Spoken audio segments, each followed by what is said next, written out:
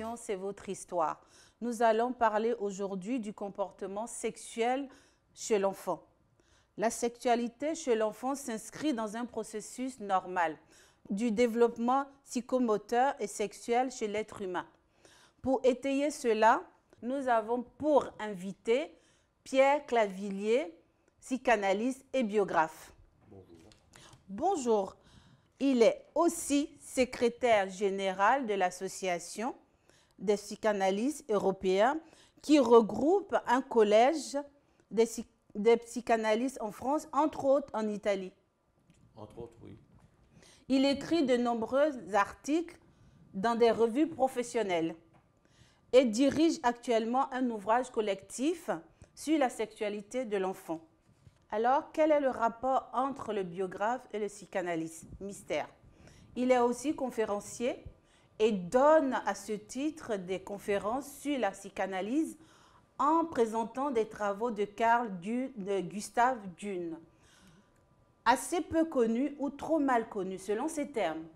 Bonjour Pierre Clavillier, merci d'avoir accepté notre invitation. C'est moi qui vous remercie de l'invitation. Alors, aujourd'hui, il est question de la sexualité chez l'enfant.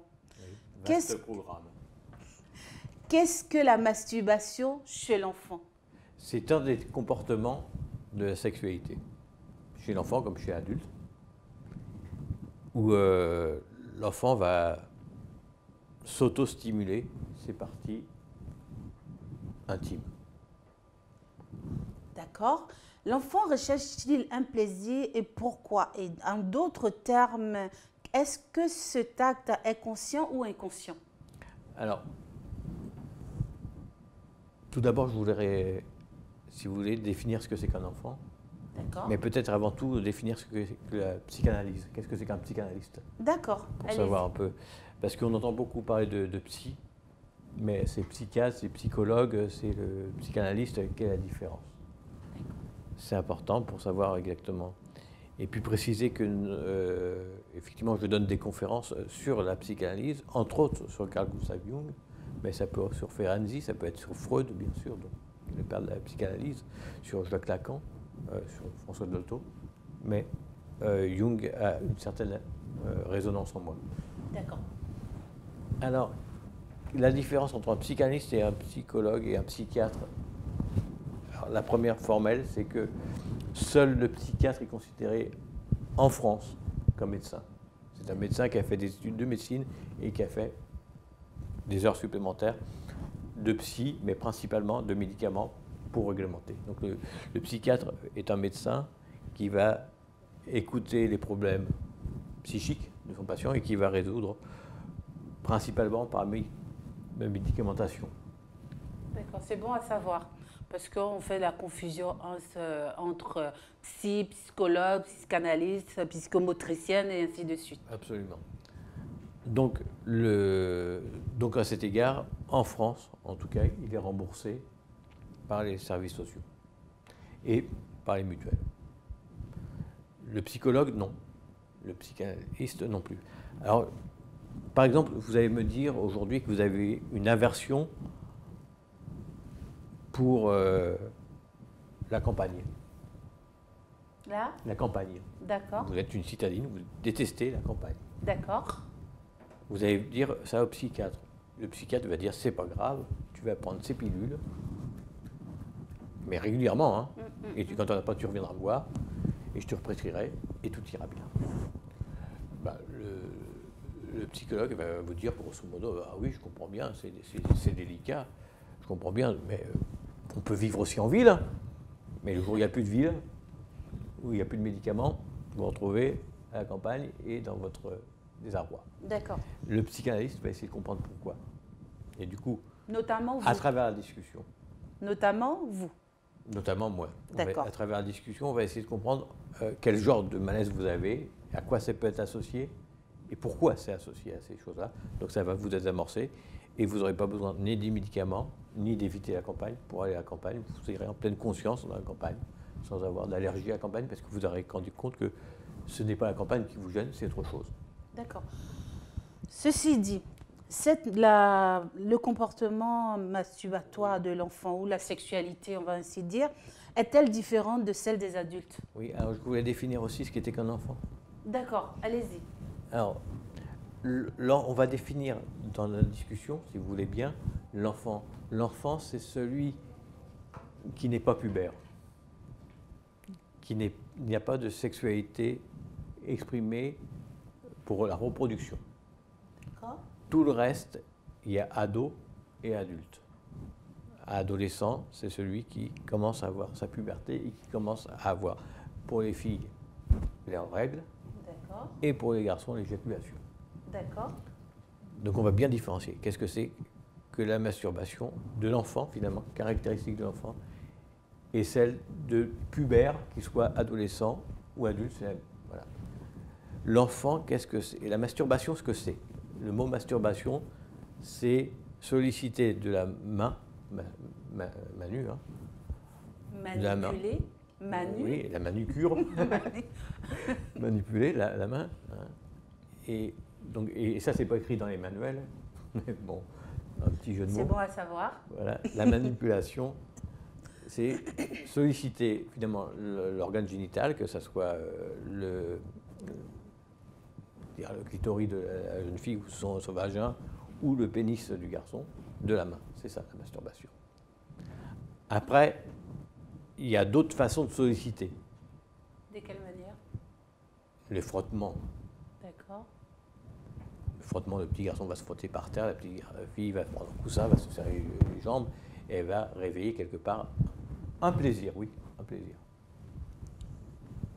Comme l'adulte. La seule différence, ou l'adulte, ou le pubère, moi. La seule différence, c'est que ce n'est pas les mêmes raisons, et que ce n'est pas les mêmes conséquences. Qu'est-ce qui peut amener un enfant, dès la naissance jusqu'à l'âge, je ne sais pas, 4 ans, 6 ans, 5 ans, à se toucher? Parce qu'on ne va pas parler de masturbation, c'est ça? On va parler de masturbation, c'est très précis. Alors, je vais peut-être vous surprendre, oui, mais on a trouvé dans des échographies, donc intra-utérin, des gestes masturbatoires du fœtus. Ah bon? Pendant que l'enfant est dans le ventre, Absolument. il peut se toucher? On a surpris ces comportements. Ce qui veut bien nous dire tout de suite que c'est naturel et pas culturel. D'accord. Naturel s'oppose à culturel, dans le sens que culturel, c'est ce qui vient du fait que nous sommes des humanoïdes. D'accord. Et que nous avons fabriqué une société. Tout ce qui est de société. Culturel, c'est aussi bien, effectivement, ce qu'on imagine dans le mot culture, c'est les musées, le théâtre, comme ça, mais c'est aussi bien la façon dont on prépare un plat, dont on prépare un mariage. Tout ça, c'est culturel. Oui, bien sûr. C'est sociologique, mais c'est culturel. Bien sûr.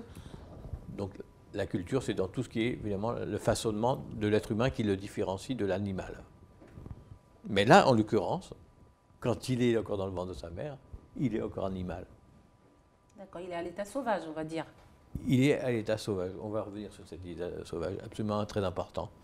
Parce que justement, l'enfant, quand il arrive au monde, il est le même enfant qui arrivait il y a 8 millions d'années quand il arrivait au monde. Mais il y a 8 millions d'années, il avait un monde qui était très austère et très hostile contre lui. Donc il avait plein d'agissements qui vont dans tous les sens. Est-ce que qui va le canaliser finalement, ce sont les adultes qui vont l'encadrer, ou les plus grands, qui vont l'éduquer, qui vont le mettre sur la voie, éduquer, qui vont le mettre sur la voie, et qui vont lui permettre de canaliser toutes ces choses, ces pulsions qu'il a, dont la masturbation, et qui étaient là pour affronter ce monde hostile, et qui n'ont pas lieu d'être aujourd'hui, quelle que soit la société. En fait, il y a une question aussi qui me brûle les lèvres. Je vous ai demandé pourquoi à la naissance, mais j'ai une question qui m'amène à vous demander, l'enfant stimule ses organes génitaux, pour quelle raison? Parce qu'il les a déjà vus, ou il a vu quelqu'un les faire, mais lorsqu'on parle de la naissance ou de l'enfant, l'embryon même, dans le ventre qui se touche déjà, c'est un peu... je me dis, il n'y a pas lieu de poser cette question. Ben, disons que l'enfant, quand il est sorti du ventre de sa mère, il ne va pas forcément se toucher tout de suite dans le sens sexuel. Il va y avoir une étape importante. On va essayer aussi de définir, après cette réponse, je vais vous définir, tel que Freud le définit, les différents stades par rapport. Parce que c'est Freud, bien que je ne sois pas freudien à 100%, moi je suis... un tout petit peu. Ben, Freud, c'est quand même l'inventeur de la psychanalyse, donc tous les psychanalystes sont freudiens dans ces cas-là. Mais parce que la méthodologie, la méthode que Freud a mis au point, qui donne dans ce formidable texte qui s'appelle Les 5 leçons de la psychanalyse, hein, où il explique bien comment ça, quelques hypothèses sur comment faire, ça, on va tous le garder. Cela dit, le divan n'existe pratiquement plus dans ma pratique personnelle. Mais il existe. Il peut y avoir des besoins. Le divan était très, très, très approprié quand on ne pouvait pas parler de sexualité, justement, en regardant son médecin, même si on est psychanalyste, c'est pas médecin, mais on est médecin de l'âme, de fait, dans les yeux. Donc on ne pouvait pas lui parler de sexualité en se retournant de l'autre côté, on pouvait lui parler de ce qu'on avait besoin comme sexualité, sans le regarder très lâchement. Maintenant, dans nos sociétés, en France en tout cas, hein, on peut parler de sexualité, les yeux dans les yeux, sans avoir forcément à avoir une certaine honte en parlant de la chose sexuelle. Revenons. Donc je ne suis pas que freudien, mais Freud a déterminé ce que c'était que la sexualité. Voilà. La sexualité, alors je ne me rappelle plus ce que je disais tout à l'heure, mais ça va revenir. S'il ne revient pas, j'en parlerai à mon psy. C'est très bien. En effet, je vous disais que vous me parliez de l'enfant qui est dans le ventre et qui se touchait déjà. Oui, donc, j'en étais au stade. Je devrais proscrire la question de dire est-ce que c'est parce que l'enfant l'a vu au préalable faire qu'il en pratique? Oui. Voilà. Bon, alors oui, donc l'enfant, je vous disais, quand il naît, il va avoir une première étape. Pendant les premiers mois, je ne sais pas si vous avez eu des bébés sous vos yeux. Je vous en félicite et je félicite surtout les enfants d'être nés. C'est gentil, merci. Donc, coucou au bébé, comme on dit. Quand l'enfant naît, les 9 premiers mois, grosso modo, qui suivent la naissance, il est très calme. Il ne va pas brailler. Il va vous réclamer, mais pas très dans la panique. Parce que il va être persuadé qu'il est un morceau de sa mère. Donc il est très très calme. Il est rassuré en fait. Il n'est même pas rassuré parce qu'il n'a pas d'inquiétude. Rassuré, ça voudrait dire qu'il a une inquiétude avant. Mais il n'est pas rassuré. Mais puisque le morceau à quoi il fait référence est là, donc il n'est pas inquiet. Oui, il n'est pas inquiet. Il sait que de toute façon, il ne pourra pas mourir de faim, parce que c'est ça, évidemment, la base des choses, c'est mourir de faim. Puisque sa mère est là, il ne pourra pas mourir, puisque sa mère elle va pas mourir, sa mère. Donc il ne va pas mourir. Bon. Donc il est relativement. C'est qu'après que ça commence à se compliquer. C'est quand il a le stade du miroir, c'est quand il va voir qu'il est une personne, qu'il est autonome, et il va en même temps, simultanément, se rendre compte qu'il n'est pas mature. C'est-à-dire que il va voir, alors c'est très amusant, il va être fasciné évidemment par son image et par sa mère. Parce que sa mère, ou du moins la personne qui s'occupe de lui, généralement c'est la mère, va être toute puissante pour lui. Puisqu'elle aura le droit de vie ou de mort. Puisque si elle ne nourrit pas, il mourra. Donc il va être fasciné. Et il va commencer à appréhender le monde, en voyant qu'il n'est pas un morceau de sa mère. Et il va commencer par les choses immédiates, les mains, les doigts, le sexe, les yeux, le nez, les oreilles, la bouche. Il va commencer par explorer ce qui tourne. Son sexe n'est qu'une partie de son corps, comme au pubère, pour l'adolescent, pour l'adulte, le sexe n'est qu'une partie du corps, ni plus ni moins. Et ce faisant, il va lui arriver de solliciter une réaction qui va lui sembler incongrue. Il ne va pas comprendre ce que c'est que cette réaction. Parce que quand il se tape sur là, ça fait une certaine douleur. Là, c'est un peu similaire. Mais quand il va se caresser les parties génitales, ça va faire une autre sensation. D'accord. Et ça va probablement l'interroger sur qu'est-ce que c'est que ça. Il n'a nulle part cette sensation autre. Et quand il le fait répéter, ça va lui donner une sensation très très forte, qu'on va appeler après la jouissance dans le langage pubère, mais très forte. Et il va se sentir bien après. Ah oui? Alors, détendu. D'accord, je préfère. Donc il va se sentir bien, détendu. Donc comme toute chose qui est finalement pour lui facteur de bien-être, bah, il va peut-être recommencer. Premièrement, il est Homo sapiens. Donc Homo sapiens, ça veut dire qu'il va essayer de réexpérimenter pour valider l'expérience. Donc il va recommencer et à chaque fois, ça lui plaît. Ça lui fait du bien. Lui qui est tellement angoissé par ce monde dont il sait très bien que s'il était laissé comme ça, il serait en pâture. Oui. Il n'y a que Moïse qui a réussi à revivre. Hein. Et encore a-t-il vraiment vécu? C'est marrant. D'ailleurs, Moïse, de voir que Moïse, d'ailleurs, et Alice Miller, qui était une psychanalyste qui est morte en 2010, a bien souligné, c'est très marrant que Alice Miller nous montre que Moïse, lui, a demandé dans ses commandements, tu honoreras tes parents, alors que ses parents l'ont laissé tomber. C'est assez amusant. Ça, c'est... Mais bon, ça c'est autre chose. C'est autre chose. Voilà. C'est un autre débat, mais on n'est pas loin. On n'est jamais très loin. C'est sûr.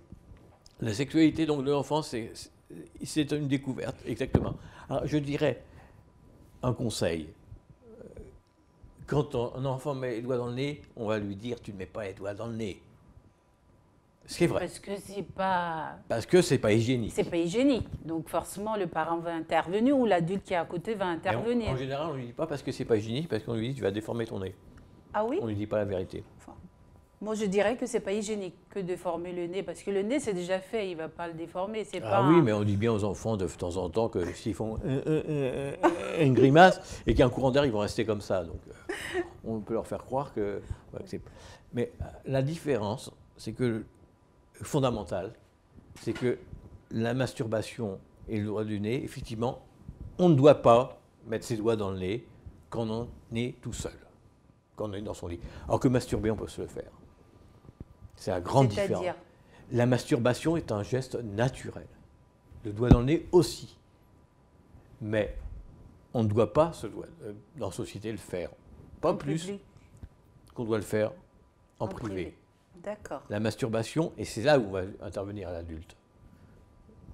Il va conseiller à son enfant, il doit conseiller à son enfant, s'il te plaît, mon ou ma chérie, fais ça, mais dans un endroit privé, sans nous, sans personne d'autre que toi. Alors, les stades. Oui, les stades, ok. Oui, on y va, c'est important les stades. C'est important. Donc le premier à avoir parler de stade, de sexualité même infantile, c'est Sigmund Freud. Ça a fait scandale. Ça a fait scandale parce que ça a été mal compris. Peut-être que ça n'avait pas été bien expliqué aussi.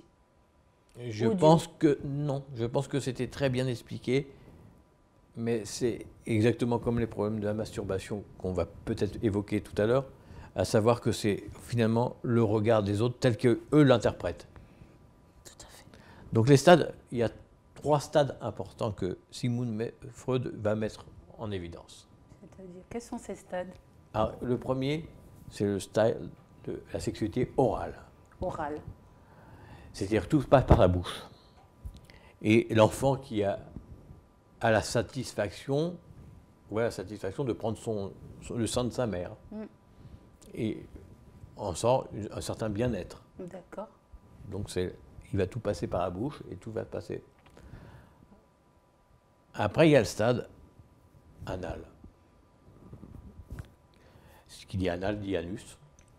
Ça ne veut pas dire que les enfants sont des sodomites. Non, mais ça vous fait rire, mais ce n'est pas si drôle que ça. Non, mais parler de sexualité parce qu'il met les seins de sa mère dans sa bouche, les doigts dans sa bouche. C'est pas la sexualité. Il a le plaisir, il éprouve le plaisir. D'accord. Il éprouve le plaisir par la bouche. Voilà, c'est ce que je voulais dire. Après, il va commencer à... quand il défèque, donc il fait son gros caca, toujours d'ailleurs un cadeau pour les parents, il fait comme ça, il le présente comme un cadeau à ses parents. Si, si, si, ça peut arriver. C'est pour le nourrisson, c'est un cadeau pour ses parents. Après, culturellement, les parents le considèrent que c'est pas terrible, quoi, mais c'est autre chose. En effet. J'en appelle à l'expérience. Ça sent pas la de rose tous non ceux qui plus. Même si c'est un cadeau de sa part. Oui, mais les premières selles sentent le lait. Oui, ça c'est après avoir pris le cholestérol et le sein et tout. Les premières selles sentent le lait et le lait n'est pas très, très désagréable à sentir. C'est sûr, ça c'est vrai. Après, oui, non, ça peut se compliquer. Ça peut se compliquer en effet. Cela dit, ce stade anal, c'est quand il commence à contrôler finalement ses selles. Et évidemment, arriver à la propreté. Et là, il y a toute une Contrôler son sphincter, c'est ça? Oui, entre autres, oui. Autres. Et là, il se rend compte qu'il y a quelque chose qui se joue à ce niveau-là aussi. Voilà, il se rend compte. Enfin, il y a le stade diphalique, qui est, c'est que nous présente Freud, hein, qui est le moment où le petit garçon est persuadé que son sexe va tomber, et qu'il y a des boutons.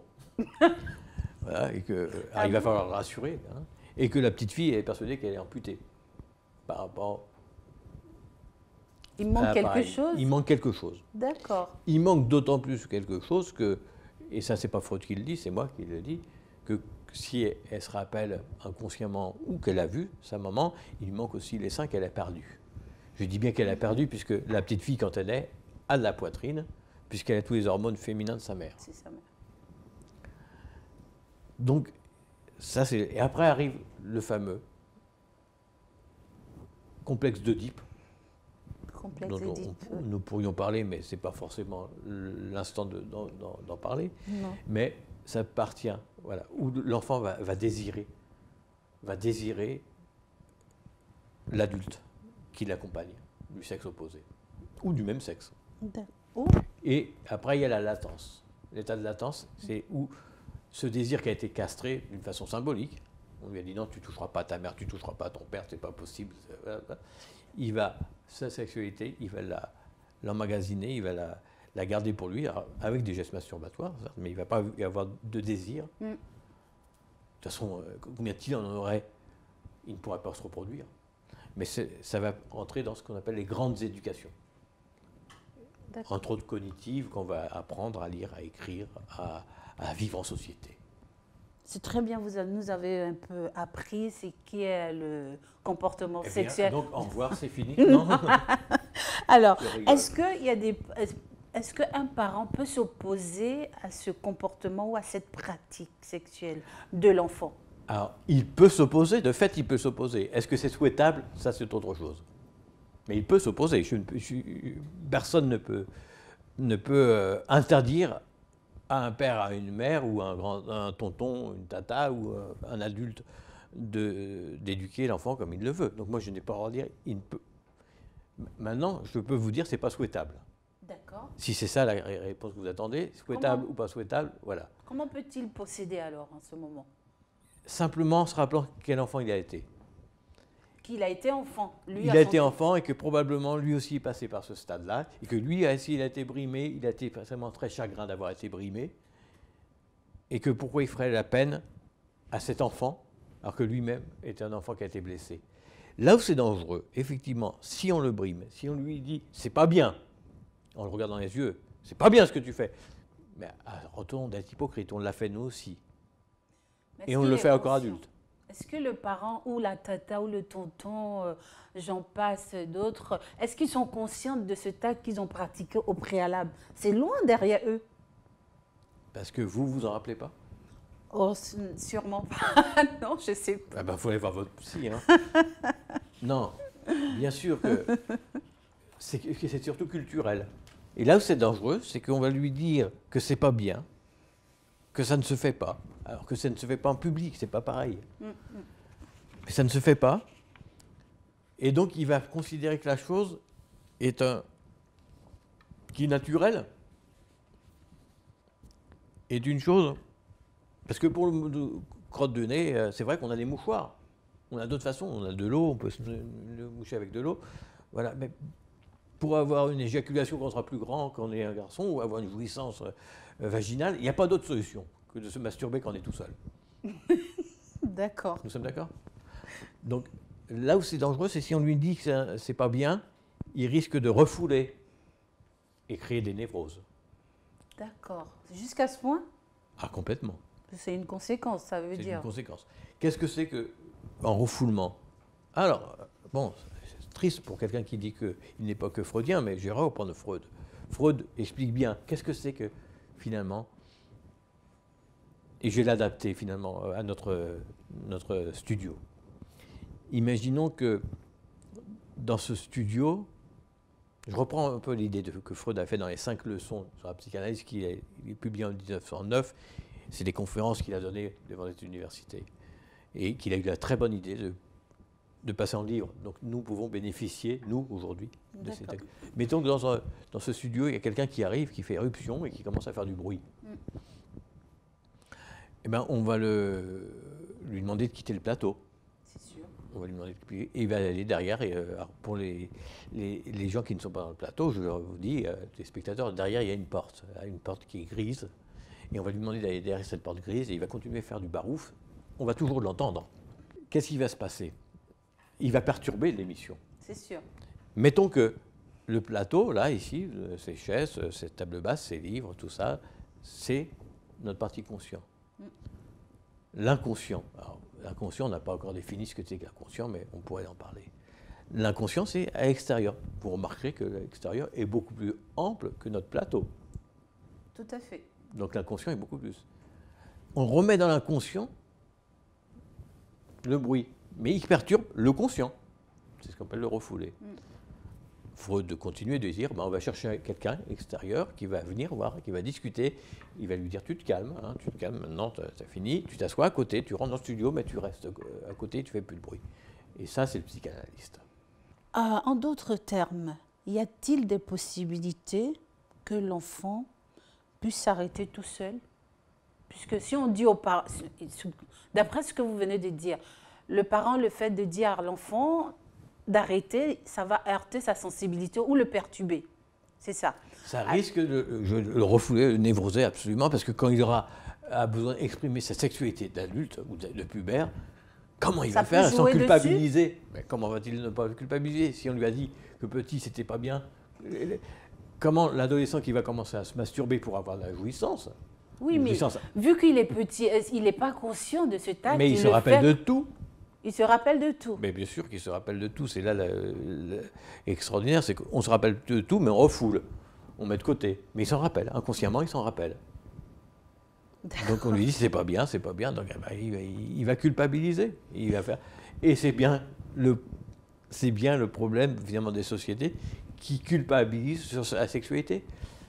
La sexualité doit être encadrée certes, mais culpabilisante non. Alors, je voudrais, parce qu'il y a dans des cultures où se toucher, où la masturbation des enfants est très mal vue et c'est honteux. Qu'est-ce que vous pouvez dire à ces parents qui sont toujours en train de rendre les enfants coupables, notamment de leur comportement, par exemple devant les gens? Qu'est-ce que vous pouvez donner comme conseil à ces parents ou à ces personnes, à ces tatas pour...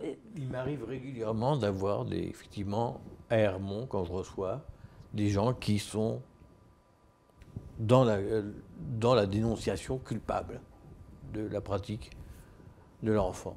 D'abord, je vais essayer de comprendre pourquoi cet adulte va dire à cet enfant c'est mal. Mais oui, vous le dites parce que vous y connaissez quelque chose, mais le parent étant lambda... mais le parent, il n'y a pas de personne lambda, chaque personne est une mine d'or. D'accord. Bon. C'est sûr, mais bon, alors, vous y connaissez. La première chose, c'est d'abord que cette personne essaie de comprendre pourquoi c'est mal. Pourquoi veut-elle dire que c'est mal? Après qu'elle dissocie ce geste érotique de son enfant du sien. Ce n'est pas la même chose. Pourquoi il va venir à se caresser? Il a des choses intérieures qui font qu'il se caresse, l'enfant.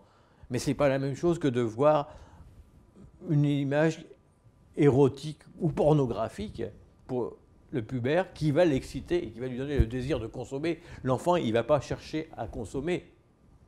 Attention, le pubère, oui, il va chercher à consommer et utiliser ses appareils génitaux dans une relation sexuelle. Alors que l'enfant, non, ce n'est pas la même chose. Donc la première chose, c'est de leur dire, écoutez votre cœur, soyez honnête avec vous-même. Ça serait un peu dur pour un parent de dire ça à son enfant. Que le parent se dise ça, l'adulte accompagnant se dise, écoute ton cœur, sois honnête avec toi-même. Le Christ, nous dit-on, aurait, au moment où Marie-Madeleine a été lapidée, aurait tracé de son doigt sur le sable que celui qui n'avait jamais péché lui jette la première pierre. Que celui qui ne s'est jamais masturbé, c'est Pierre qui dit ça, lui jette la première pierre.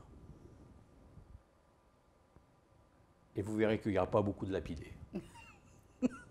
D'accord. Donc je dirais, écoutez, soyez bienveillants et surtout expliquez-lui à cet enfant, mon chéri, ce que tu fais, c'est bon, c'est le début de faire un bébé. C'est presque comme ça qu'on fait un bébé. Vous avez vu comment c'est fort, comment c'est bon, mais ça ne se fait pas ici.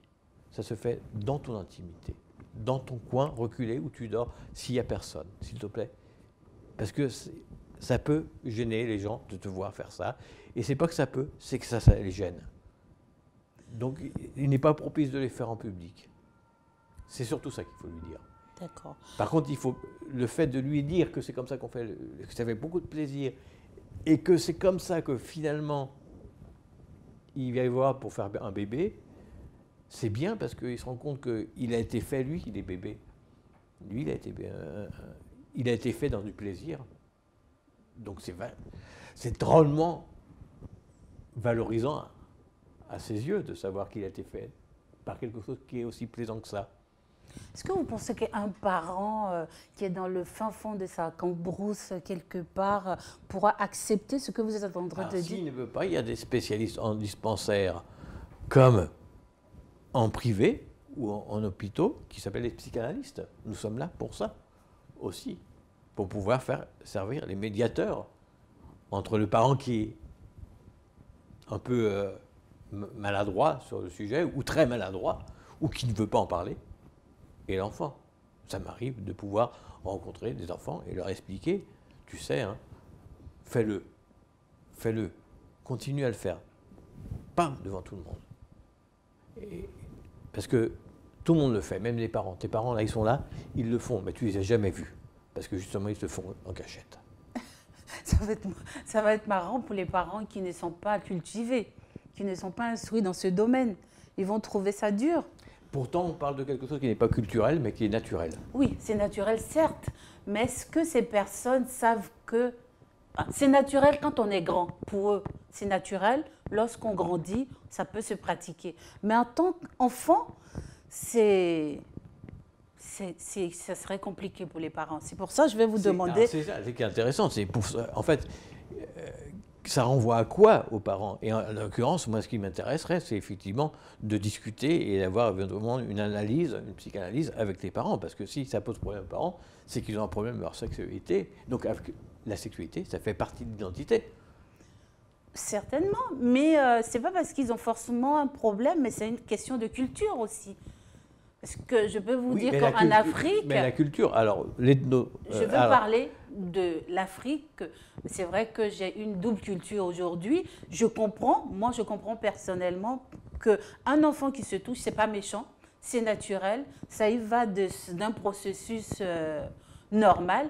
Mais dire ça à ma grand-mère ou à mon grand-père ou à mon oncle qui est dans sa brousse, dire qu'un enfant qui se touche, ses parties génitales, c'est normal, il doit le faire pour comprendre plus tard son comportement ou sa sexualité adulte. Ben, il va me dire, il y a un problème quelque part. C'est que moi, on va peut-être vous traiter de pervers. Voilà. On va traiter de pervers. Il faut me dire... c'est en fait l'ethno-psychanalyse qui est incarnée en France par Toby Nathan, qui permet justement de recevoir le patient que je pratique, hein, avec sa culture, et pas en fonction de ma culture, mais avec sa culture, avec ses critères, qui explique les névroses, les refoulements, le comportement névrotique, finalement, de l'enfant ou de l'adulte par rapport, non pas à un schéma occidental, mais du pays dont il vient, que ce soit un Asiatique, que ce soit un Africain. Et encore, quand je dis africain, c'est tellement vaste. On n'est pas le même au Mozambique qu'en Afrique centrale, ou enfin Burkina Faso. Les cultures se touchent un peu quand même, parce que l'Africain, il est très prude. Très prude. Mais alors ça, c'est l'inconscient collectif. On va parler de l'inconscient collectif peut-être tout à l'heure, cher à Carl Gustav Jung. Oui. Et je peux voir le livre, s'il vous plaît, pour le présenter aux téléspectateurs On va prendre 2 livres de Carl Gustav Jung, qui est celui-là. C'est le livre de Carl Gustav Jung. Alors ça, ce livre-là, c'est Carl Gustav Jung, c'est l'inventeur de ce concept qui est, entre autres, inventeur de l'inconscient collectif. C'est lui qui a découvert que dans l'humanité, nous avions des traces dans notre mentalité, qu'on appelle la psyché, que lui appelle l'âme, qui nous appartiennent à tous. D'accord. Est-ce qu'il a une autre œuvre qu'il a faite Ah oui, il n'y a pas qu'une autre œuvre. Non, là, sur la table, je ne veux pas dire dans... Oui, L'âme et la vie, qui est un superbe... Donc, il y a aussi L'âme et la vie de Carl Gustav Jung. Voilà. Alors ça, c'était un texte où il y a une phrase qui est intéressante. C'est quoi la phrase? La phrase est super parce que souvent quand les gens viennent voir un psychanalyste, ils ne sont pas bien dans la tête, mais ils ne sont pas bien dans le corps.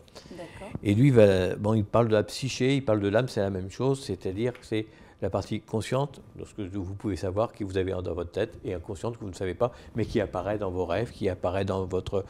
quand vous dites un mot pour un autre, un lapsus, quand vous souhaitez absolument aller au théâtre parce que vous avez une pièce, vous savez que vous allez prendre votre pied, vous arrivez, et là on vous dit « Madame, c'est demain ». C'est un acte manqué.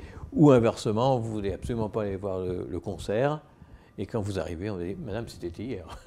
Oula. Ben, ça, c'est l'inconscient qui a été plus fort que vous et qui vous a donné un message. Ou quand vous allez, on va dire, mais tu ris pour rien, ma pauvre, t'es folle.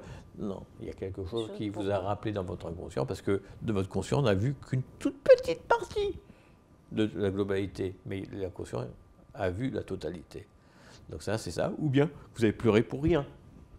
Non, c'est jamais pour rien. Donc, les gens qui viennent voir un psychanalyste, en général, ont un dysfonctionnement psychique, c'est rarement pour faire de la philosophie. Ça peut arriver. Mais ne l'auront pas, c'est rarement pour faire de la philosophie, c'est surtout parce qu'on sent mal. Et généralement, j'ai du mal à dormir, parce que l'inconscient, c'est son lieu de prédilection, c'est le sommeil. Et j'ai mal un peu partout. Alors donc, il parle de psyché pour parler des deux. Et il dit, lorsque la psyché ne fonctionne pas comme il faudrait, le corps peut en subir de grands dommages. Et inversement, une souffrance physique peut entraîner celle de l'âme, car âme et corps ne sont pas séparés, ils sont une seule et même vie. Alors je plains Neymar qui vient de se casser la cheville, voilà, parce que son corps ne va pas bien, donc son psychisme ne va pas bien aller s'il n'est pas bien accompagné, parce qu'en plus ça, son corps, c'est son métier. C'est son outil de travail. Et c'est son outil de reconnaissance sociale.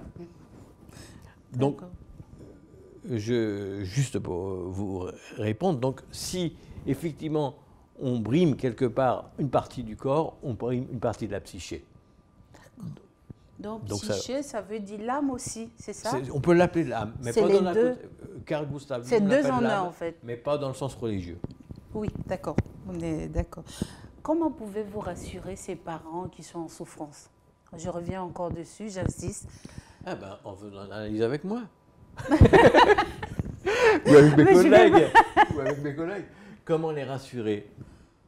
Ça dépend de quel est le point de souffrance, mais leur expliquer que la chose est naturelle, que c'est tellement naturel que c'est effectivement le stimuli qui peut peut-être arriver pour avoir du désir pour l'autre partenaire avec qui on va s'accoupler, avec qui on va avoir un rapport sexuel. On va aller jusqu'à un rapport sexuel. Et, je ne sais pas si vous avez remarqué, mais généralement, si vous me le dites quand on fait un rapport sexuel, il y a des chances qu'il y ait un enfant, sauf s'il y a contraception. Mais généralement, il y a un enfant. Donc c'est le début de la pérennité de l'espèce. Donc si on interdit ça, on condamne l'espèce à disparaître. J'espère que nos parents comprendront ça et ils en tiendront compte. Ben, je pense. Oui. Juste pour dire que la masturbation ou la sexualité de l'enfant est normale. C'est pas d'un acte, c'est anodin, c'est inconscient, mais il faut le pratiquer. Tout être humain l'a fait. Oui, tout être humain l'a fait. C'est inconscient au départ et c'est volontaire après. Il le fait, l'enfant, parce qu'il va se soulager d'une tension. Je vous disais qu'il était très vulnérable. Il se sait vulnérable et c'est très angoissant. Par contre, ça va soulager. Exactement comme l'adulte plus tard, ça va soulager. Là où c'est dangereux, c'est la pédophilie. Oui. Vous m'avez enlevé le mot de la bouche. Je voulais poser la question. C'est pas grave. Je voulais poser la question.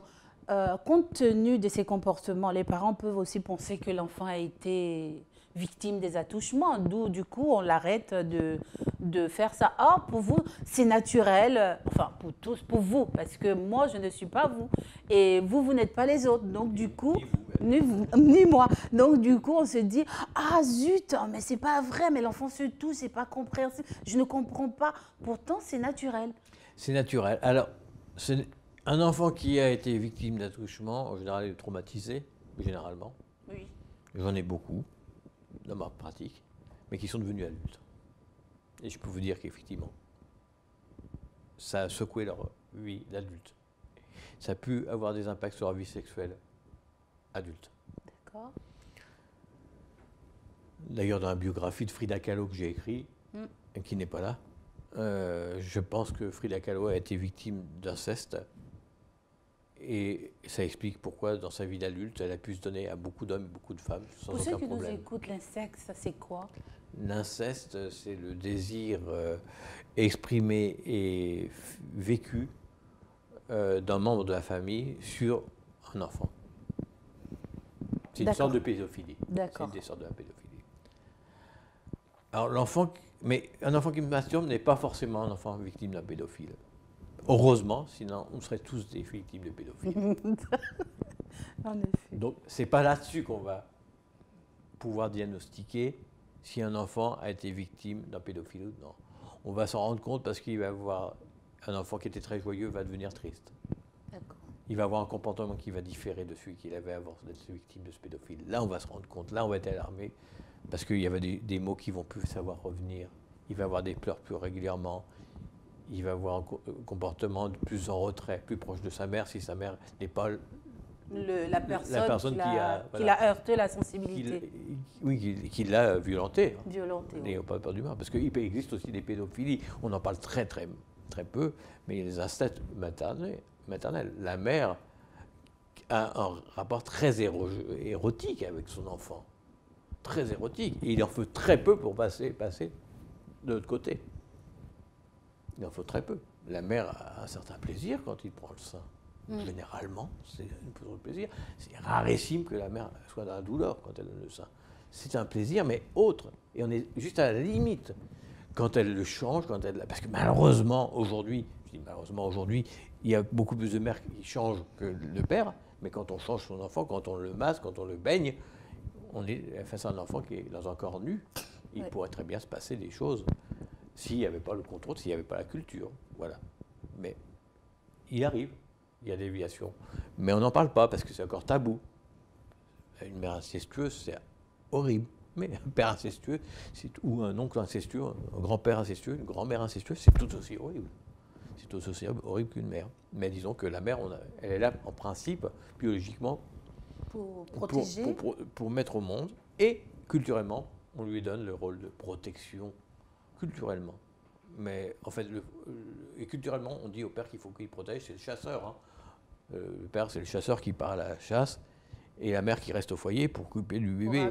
Mais il protège parce que c'est lui qui ramène le gibier, c'est lui qui ramène le nécessaire pour vivre. Donc chacun a sa protection. Mais ça, c'est il y a longtemps. Hein. Je parle d'un temps que Freud n'existait pas encore. D'accord.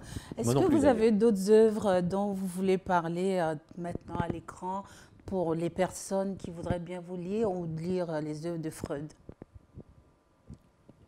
Alors de Freud, faut lire forcément l'interprétation des rêves qui est finalement...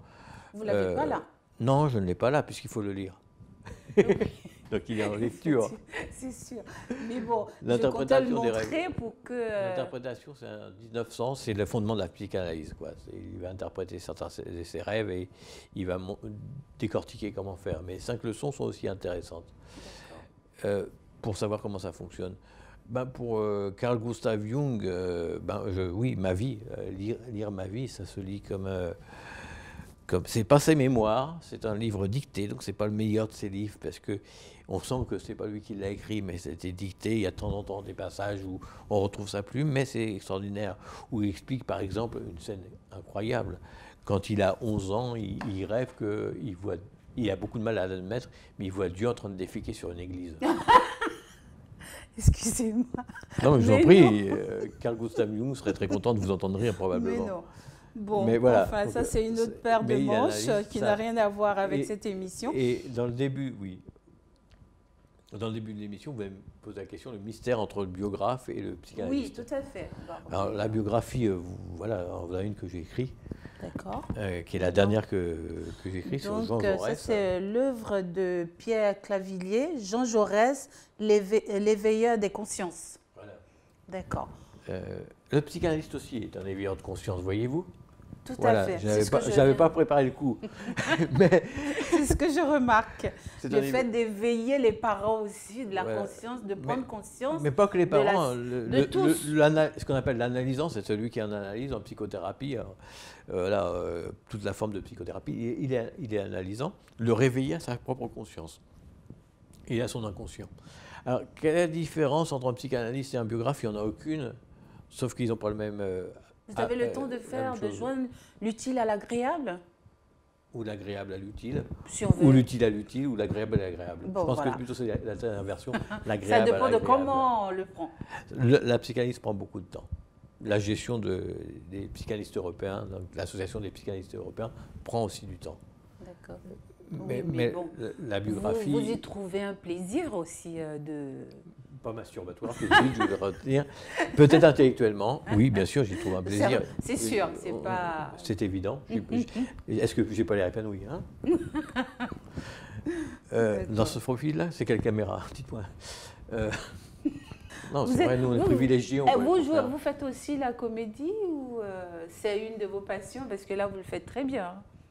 Non, mais s'il y a un producteur qui m'écoute, bonjour le producteur. Alors Là, la chose, c'est qu'on va chercher dans une biographie le passé pour parler du présent. Chez le psychanalyste, on va chercher dans le passé du patient ce qui explique son présent. Qu'est-ce que c'est qu'un psychanalyste? Je vais terminer par ça, si vous voulez bien, puisque je crois que l'émission se termine. Oui, malheureusement. J'avais pris plaisir à rester avec vous, mais là...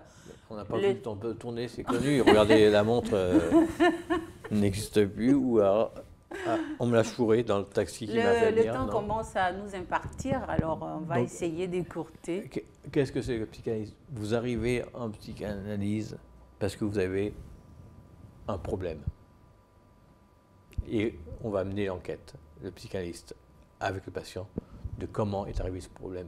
Dans un roman policier, on sait qu'il y a un crime qui s'est passé, qu'il y a un meurtre, ou qu'il y a un hold-up qui s'est passé, quelque chose qui s'est passé, et on va, tout au long du truc, monter l'enquête pour savoir qui est le criminel. Et bien, le psychanalyste, c'est ça. Il va chercher quels sont les facteurs qui ont amené à ce mal-être qui fait que le patient est arrivé un jour, et à demander. Maintenant, j'invite tous vos téléspectateurs à me rejoindre, à discuter avec moi, soit par mon téléphone, j'espère que vous pourrez le mettre en bas. Vous pouvez le dire entre-temps, vous pouvez en même temps le dire. Si on a le temps, oui, vous faites le 33 de la France, si vous venez extérieur, et vous faites le numéro de téléphone, le 6, le 81, le 21, le 57, et le numéro complémentaire, non, on n'est pas au loto, pardon. Oh, ça c'est pour hein, pourquoi pas. Et le 59, donc ça sera indiqué. Le psy coach, c'est O-A-C-H, oui. Psy, coach, Hermont, E-R-M-O-N-T, qui est la ville dans laquelle j'exerce, sur Facebook. D'accord. C'est une page.